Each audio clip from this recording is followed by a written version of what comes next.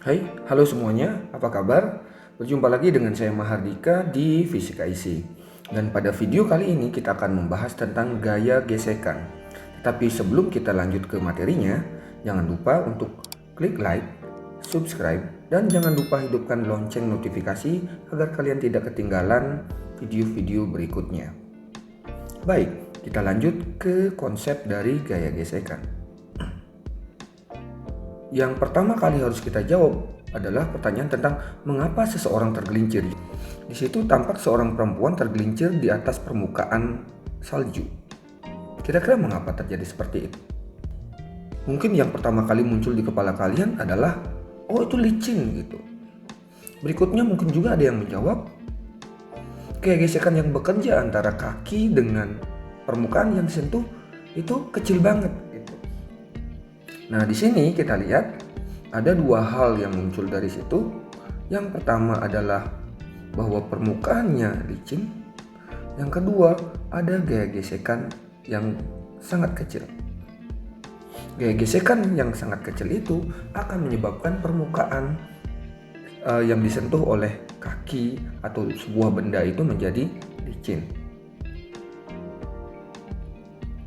Nah, selanjutnya, apa sih yang disebut dengan gaya gesekan? Gaya gesekan itu sebenarnya adalah gaya kontak. Gaya yang timbul jika ada sentuhan antara dua permukaan.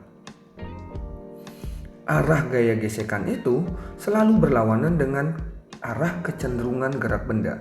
Misalnya kayak gini, bendanya bergerak ke arah ini. Maka arah gaya gesekan yang bekerja adalah berlawanan dengan arah gerak ini. Berarti dalam arah ke kiri. Jadi jika kalian bergerak ke utara, maka kecenderungan arah gaya gesekannya adalah ke selatan. Oke, kita lanjut. Nah, sekarang kita lihat jenis-jenis gaya gesekan.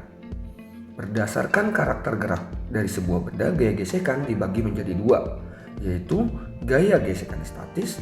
Gaya ini bekerja pada saat benda itu diam. Yang kedua adalah gaya gesekan kinetis yang bekerja saat sebuah benda bergerak. Mari kita lihat gambar yang pertama. Nah, di gambar ini diperlihatkan seorang anak mendorong meja. Tapi mejanya masih tetap diam. Karena itu, pada titik kontak antara meja dengan lantai bekerja gaya gesekan statis karena pada saat itu bendanya diam. Selanjutnya, jika kita lihat di gambar kedua, dua orang anak mendorong meja.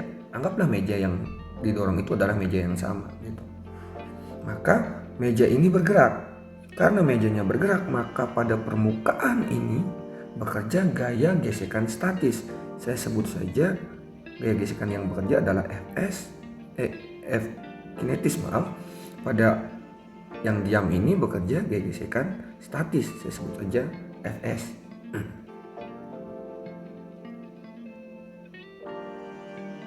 Nah, sekarang berapa besar gaya gesekan yang bekerja pada sebuah permukaan? Mari kita lihat gambar dari grafik ini. Nah, seperti yang dijelaskan tadi, itu ada dua jenis gaya gesekan, yaitu gaya gesekan statik yang bekerja di area statik dan gaya gesekan kinetis yang bekerja di area ini. Ada titik ekstrim, titik peralihan yang bekerja pada saat benda tepat akan bergerak. Gaya gesekan yang bekerja saat itu adalah gaya gesekan statis maksimal. Kalau ada gaya gesekan statis maksimum, berarti ada gaya gesekan statis yang lebih kecil dari itu. Akan kita bahas nanti gitu. Nah, sekarang kita lihat apa yang terjadi saat sebuah benda yang berada pada lantai kasar kemudian ditarik dengan gaya F, sehingga kita harus tahu apa yang akan terjadi gitu. Yang pertama, benda akan diam selama gaya luar yang bekerja nilainya lebih kecil daripada gaya gesekan statis maksimum. Jika gaya yang bekerja sama dengan gaya gesekan statis maksimum, maka kondisi benda itu adalah tepat akan bergerak. Gaya gesekan statis nilainya jika kita lihat dari grafik ini adalah berubah sesuai dengan besar gaya eksternal yang bekerja pada benda ini. Makin besar gayanya, maka makin besar juga gaya gesekannya selama gaya yang bekerja ini kurang daripada gaya gesekan statis maksimum. Saat gaya yang bekerja lebih besar daripada gaya gesekan statis maksimum, maka dia akan masuk di daerah kinetis ini. Yang bekerja adalah gaya gesekan kinetis. Nilai gaya gesekan kinetis itu tetap, yang besarnya sama dengan Fk sama dengan mu k dikali N. Mu k itu adalah koefisien gesekan kinetik. N itu adalah gaya normalnya. Oke, mari kita analisis gini. Seandainya saya memiliki sebuah benda yang terletak di lantai kasar kemudian ditarik dengan gaya F. Misalkan saja nih, gaya gesekan statis maksimumnya adalah 2 Newton. Kita akan analisis apa yang akan terjadi untuk semua rentang nilai gaya gitu. Oke, yang pertama, jika gaya yang bekerja kurang dari 2 Newton, kurang dari gaya gesekan statis maksimumnya, maka bendanya akan diam. Terus berapa besar gaya yang bekerja? Kan tadi dikatakan bahwa gaya gesekan statis itu nilainya berubah-ubah sesuai dengan besar gaya eksternal yang bekerja. Oke, kita misalkan saja kayak gini. Jika kita misalkan F-nya adalah 1 Newton, gaya gesekan statis maksimumnya adalah 2 Newton. Karena gaya yang bekerja itu lebih kecil daripada 2 Newton, yaitu ini 1 Newton, maka bendanya kan diam tuh. Karena benda diam, maka sigma Fx-nya kan sama dengan 0. Udah kita pelajarin di video sebelumnya. Jadi F gesekan dikurangi F akan sama dengan 0. Maka besar gaya gesekan yang bekerja sama dengan besar F-nya. Untuk kasus ini, jika F-nya adalah 1 Newton, maka besar gaya gesekan yang bekerja adalah sebesar 1 Newton. Saat F sama dengan 2 Newton, berarti gaya yang bekerja sama dengan gaya gesekan statis maksimumnya, maka benda dikatakan tepat akan bergerak. Terus jika F-nya lebih dari 2 Newton, maka bendanya bergerak. Nah, persamaan yang kita gunakan untuk menghitung berapa besar gaya yang diperlukan adalah seperti berikut. Yang ini. Ingat, ini adalah gaya gesekan statik maksimumnya, bukan besar gaya gesekan statisnya. Ini adalah nilai maksimumnya, Fs max. Nilainya adalah mu s dikali n, di mana mu adalah koefisien gesekan. Kalau mu s berarti koefisien gesekan statis, kalau mu k maka itu adalah koefisien gesekan kinetis. Kita lanjut lagi ke contoh soal untuk aplikasinya. Oke, ini kita masih pakai gambar yang sama. Sebuah balok dengan massa 4 kg. Oke, ini adalah 4 kg. Diletakkan di lantai yang kasar. Koefisien gesekan statisnya adalah 0,4, kemudian koefisien gesekan kinetisnya adalah 0,2. Oke, kita tulis dulu mu s-nya adalah 0,4, mu k-nya sama dengan 0,2 gitu. Dan harus diingat bahwa koefisien gesekan kinetis itu biasanya selalu lebih kecil dari koefisien gesekan statis. Berikutnya yang ditanyakan adalah tentukan besar gaya gesekan yang bekerja jika F-nya sama dengan 0. Jika F-nya sama dengan 12 Newton dan jika F-nya adalah 20 Newton. Oke. Kita harus hitung dulu berapa sih gaya normal yang bekerja. Oke. Saya akan gambar gaya normalnya di sini, kemudian bendanya punya massa berarti mengalami gaya berat. Sigma F dalam arah sumbu Y-nya itu sama dengan 0. Jadi N dikurangi W sama dengan 0, sehingga gaya normalnya sama dengan W. Sama dengan, karena masanya 4 kg berarti gaya normal W-nya adalah 40 Newton. Kita udah dapat N-nya. Oke, saya batasin dulu. Selanjutnya akan kita hitung berapa gaya gesekan statis maksimumnya. Oke, kita akan hitung Fs max-nya sama dengan mu s dikali n, maka akan sama dengan 0,4 dikali 40, berarti nilainya adalah 16 Newton. Ini adalah gaya gesekan statis maksimum. Sekarang jika gaya yang bekerja adalah F-nya sama dengan 0, yang ini, berarti kan nilainya lebih kecil dari gaya gesekan statis maksimum. Sehingga jika F yang bekerja adalah sama dengan 0, maka bendanya diam. Kalau bendanya diam, menurut hukum Newton, sigma F-nya itu sama dengan 0.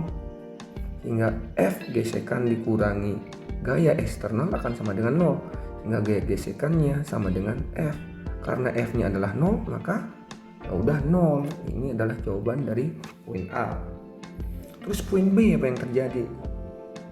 Di B, F-nya adalah 12 Newton. 12 Newton itu masih lebih kecil dari 16 Newton yang ini. Karena lebih kecil, bendanya diam juga. Berarti untuk B, sigma Fx-nya sama dengan 0 juga.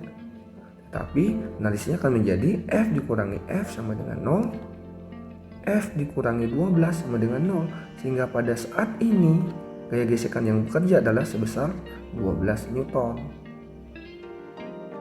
Jelas ya? Terus untuk yang C gimana? Oke, kita jawab yang C nih. Saya tulis di sini aja. C. Gaya yang bekerja adalah 20 Newton. 20 Newton ini lebih dari 16 Newton yang ini nih. Karena lebih berarti bendanya bergerak. Kalau bergerak, gaya gesekan yang bekerja adalah gaya gesekan kinetis. Sehingga F yang bekerja adalah Fk. Ini akan sama dengan mu K dikali N. Mu K-nya adalah 0,2 dikali N. N-nya adalah tadi berapa? 40. Maka hasilnya adalah 8 Newton. Jelas ya? Gampang. Kita lanjut ke soal kedua. Oke, ini sedikit lebih ribet nih. Oke, kita lihat soalnya. Koefisien gesekan kinetisnya adalah 0,2. Udah, kinetis aja yang diketahui. Kemudian yang ditanya adalah percepatan kedua balok. Oke, ini udah pasti bergerak karena ditanya percepatan kedua balok. Kemudian yang data yang tersedia hanya koefisien gesekan kinetik. Berarti di sini mu K-nya itu sama dengan 0,2. Selanjutnya yang mengalami gesekan kan hanya ini ya, yang 5 kilo aja gaya gesekannya ke situ. Kenapa ke situ? Karena kecenderungan geraknya adalah ke kanan. Kemudian B nggak ngalamin gaya gesekan. Oke, kita akan hitung dulu berapa gaya gesekan kinetik yang bekerja pada benda 5 kg. Fk-nya sama dengan mu K dikali N. N-nya ya udah karena nggak ada gaya eksternal dalam arah vertikal, maka dia pasti akan sama dengan W. Sehingga akan kita hitung, kita akan dapat 0,2 dikali W-nya adalah 5 kali 10, 50. 10 Newton. Kemudian kita analisis benda yang 5 kilo juga. Oke, 5 kilo. Ini 5 kilo ya. 5 kilo ini bergerak karena ada tegangan tali ke situ, kemudian gerakannya ditahan oleh gaya gesekan gini.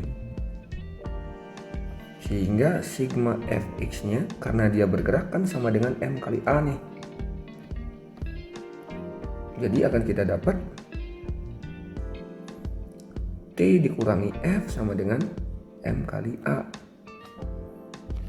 Maka T dikurangi 10 sama dengan 5 dikali A. Selesai dulu nih, saya ubah jadi T sama dengan 5A ditambah 10. Jamin dulu sampai sini. Selanjutnya kita akan analisis benda yang B. Benda B ini digantung, kemudian karena dia punya massa, dia bergerak, dia punya berat, kemudian ada tegangan tali arahnya ke atas. Kemudian bendanya pasti bergerak ke bawah. Oke. Nah, di sini karena bendanya bergerak ke bawah, maka W pasti lebih besar daripada T. Sehingga sigma F dalam arah sumbu Y, kenapa dalam arah sumbu Y? Karena gerakan benda B ini, benda B dalam arah sumbu Y nih. Sigma FY nya sama dengan 0. Kemudian bendanya bergerak ke bawah, berarti W-nya menang dibandingin T, sama dengan M kali A. W-nya dia adalah 20 Newton. Kenapa 20? Karena masanya 2 kg dikurangi T sama dengan 2 dikali A. Sehingga T-nya akan sama dengan, saya pindah ke situ, pindah 20 kurang 2A. Kita dapat persamaan 1 tadi, dan ini adalah persamaan 2. Karena ini T sama dengan ini, T sama dengan ini, ya udah akan kita dapat 5A tambah 10 sama dengan 20 kurang 2A.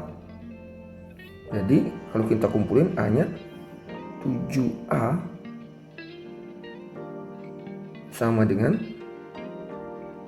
10. Maka A-nya adalah 10 per 7 meter per second kuadrat. Silahkan dicek dulu. Kita lanjut ke soal nomor 3. Oke, ini bidang miring nih. Sebuah balok masanya 4 kg. Oke, saya akan coret di sini saja 4 kg. Kemudian diletakkan pada bidang miring. Koefisien gesekan statisnya adalah 0,4. Oke, mu S-nya adalah 0,4. Berapa besar gaya minimal gaya F agar baloknya tepat akan bergerak? Kalau tepat akan bergerak artinya belum bergerak. Kalau belum bergerak artinya sigma F-nya sama dengan 0. Yang pertama kali akan saya lakukan untuk menyelesaikan soal ini adalah menggambar gaya-gaya yang bekerja. Ini udah, kemudian karena balok ini menekan bidang miring maka akan ada gaya normal. Kemudian karena baloknya punya massa maka dia punya gaya berat. Kemudian dalam bidang miring dia akan punya komponen gaya berat yang ini. Udah sempat saya ajarkan di video sebelumnya, ini adalah W sin theta. Kemudian komponen W dalam arah ini adalah W cos theta. Ini hujan nih, kayaknya suaranya bakalan masuk ke mic ya. Nah sekarang di situ ada gaya gesekan, karena F-nya mengarah ke atas maka gesekannya pasti mengarah ke bawah. Ini F. Oke. Gak jelas ya, ngertiin dulu gambarnya. Nah, setelah itu syaratnya adalah berapakah gaya minimal F agar baloknya tepat bergerak ke atas. Ada beberapa besaran yang belum kita ketahui di situ. Pertama kita akan hitung N-nya dulu. Untuk soal ini kan saya buat sebuah sumbu baru. Oke, ini adalah sumbu X-nya, ini adalah sumbu Y-nya. Sehingga N dan W cos theta dalam arah sumbu Y, kemudian gaya F, W sin theta dan F besar ini itu adalah dalam arah sumbu X. Oke, kita akan hitung dulu gaya normalnya. Sigma F dalam arah sumbu Y sama dengan 0 karena baloknya juga tetap diam dalam arah sumbu Y. N dikurangi W cos theta sama dengan 0. Sehingga N-nya sama dengan W cos theta nih. Karena sudutnya 30 derajat, kita gunakan cos 30 derajat sehingga nilai N-nya akan sama dengan W-nya adalah 40 dikali cos 30 derajat, ini setengah akar 3. Berarti N-nya adalah 20 akar 3 Newton.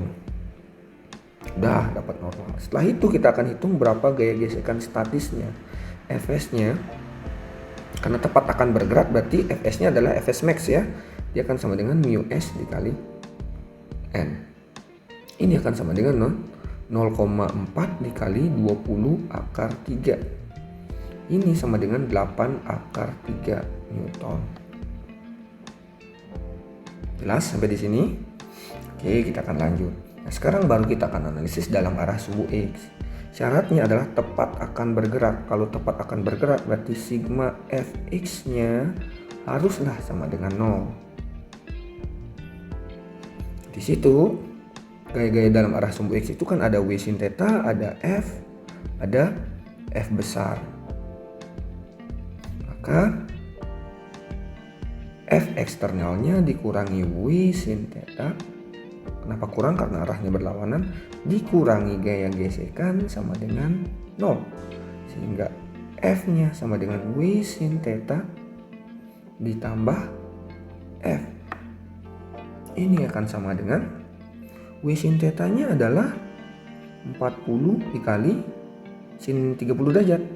setengah ya. Ditambah F-nya. F-nya tadi udah kita hitung, dia dapat 8 akar 3 nih.